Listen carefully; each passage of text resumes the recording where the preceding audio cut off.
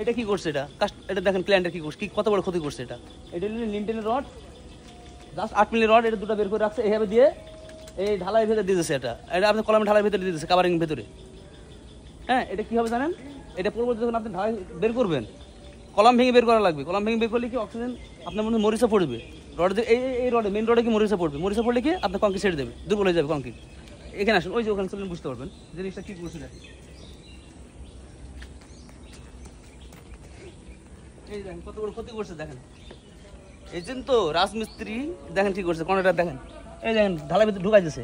যখন আমি এই রডটা লিন্টেন রডটা বের করবো, আর এটাতে ঠিক অ্যালাইনমেন্ট থাকবে না। হ্যাঁ দিতে পারতো, সে যদি মনে করতো দিত, তাহলে কি করতো কলামের এই মাথা থেকে ওই মাথা একবার আপনার শাটার ফুটা করে দিত, তাহলে কোনো সমস্যা হতো না। এটা তো বিশাল বড় ক্ষতি এটা ক্ষতি মানে দেখেন না, এই সাইডে ওই সাইডে কলাম, এটা যখন আপনি বের করবেন তখন এটা আমার রডে হাওয়া ধরবে। দেখেন এই যে কাভারিং কম, এটা কাভারিং এর ভিতরে ঢুকাই দিয়েছে ভাই। এখন তো আমার রড বিল্ডিং এ হাওয়া ধরবে, এটা নষ্ট হবে, হাওয়া ঢুকবে না, এটা নষ্ট, হাওয়া ঢুকবে, মরিচা পড়বে, মানে অক্সিজেন যেটা কয়, মরিচা পড়লে কি আপনার মেন রোডে এই কংক্রিট ছেড়ে দেবে, দুর্বল হয়ে গেল। এত বড় ক্ষতি করছে।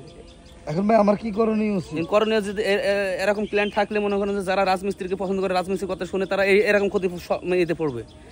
হ্যাঁ, না না, এতে আরো ক্ষতি বেশি হয়েছে। কেন ক্ষতি হয়েছে, অনেক ক্লায়েন্ট মনে করে যে একটা আমি ইঞ্জিনিয়ারিং ফার্মে যাবো বা তাদের ডিজাইন প্ল্যান করবো, তাদের পরামর্শ নেবো, মানে খরচ বেশি হয়ে যাবে।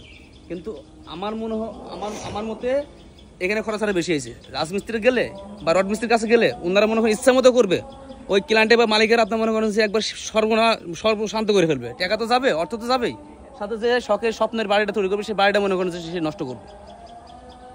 অতএব আপনারা যে কোনো জায়গায় যান, এটা ভালো পরামর্শ নেয়, ইঞ্জিনিয়ারিং সাথে পরামর্শ নিয়ে তাদের পরামর্শ অনুযায়ী কাজ করেন, এটা ভালো হবে, আপনার সাশ্রয় হবে, 2 টাকা সাশ্রয় হবে, তো 2 টাকা বেশি আপনার খরচ হবে না।